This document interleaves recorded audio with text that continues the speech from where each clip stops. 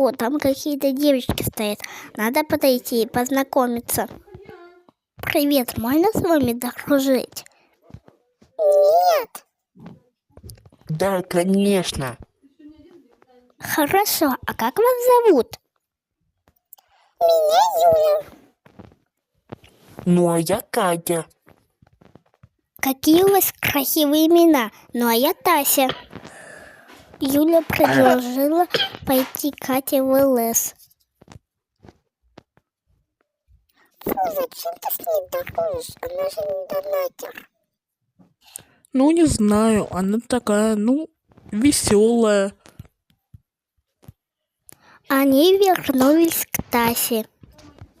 Девочки, представляете, когда там разговаривали, мне мама 1000 робоксов задонатила.